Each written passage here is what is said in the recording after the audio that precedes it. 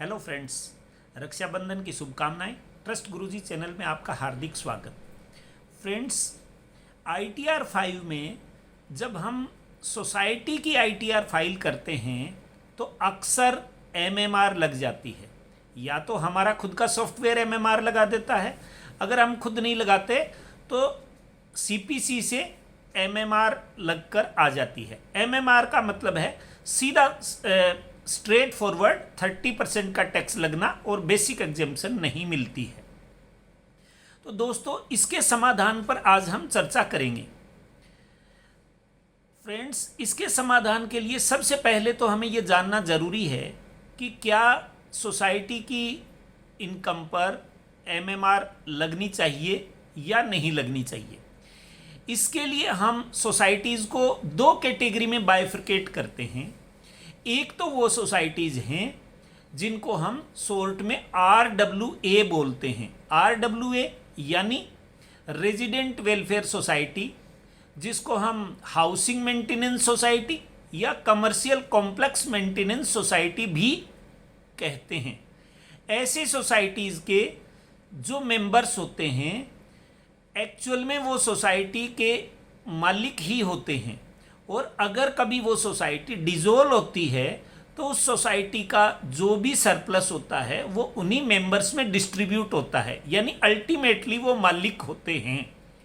ऐसे केसेस में जो हमारी ITR 5 में एक क्वेश्चन पूछा जाता है कि क्या इस AOP का कोई भी मेंबर जिसकी इनकम बेसिक एग्जेम्पशन लिमिट से ज़्यादा है, तो मेरी राय में उसमें हमें यस लिखना होता है और उसके ऊपर MMR लगेगी और MMR ही लगनी चाहिए, क्योंकि उसमें जो सोसाइटी के मेंबर्स का सरप्लस होता है वो तो म्यूचुअलिटी के आधार पर टैक्स फ्री होता है, और जो थर्ड पर्सन से जो भी इनकम आती है जिसमें खास करके FDR का इंटरेस्ट और बैंक इंटरेस्ट या कोई एडवर्टाइजमेंट वगैरह से कोई इनकम हो जाती है, तो उसके ऊपर MMR ही लगनी चाहिए।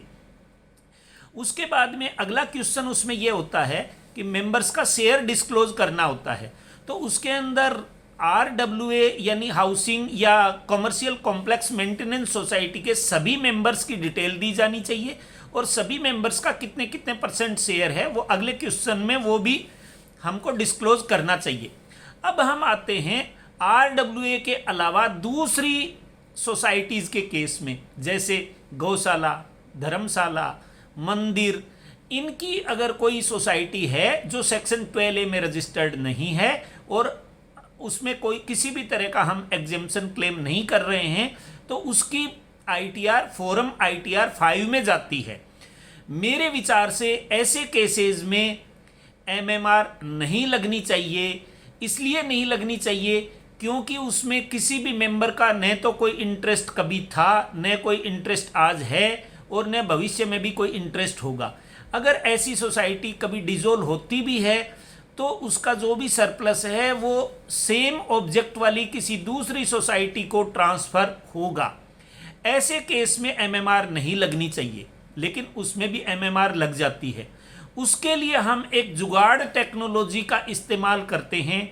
वो जुगाड़ टेक्नोलॉजी है कि ITR 5 के पार्ट A जनरल इंफॉर्मेशन के जिस कॉलम में ये क्वेश्चन पूछा जाता है कि क्या सोसाइटी का कोई ऐसा मेंबर है जिसकी इनकम बेसिक एग्जेम्पशन लिमिट से ज़्यादा है, तो उस केस में हमें नो लिख देना चाहिए।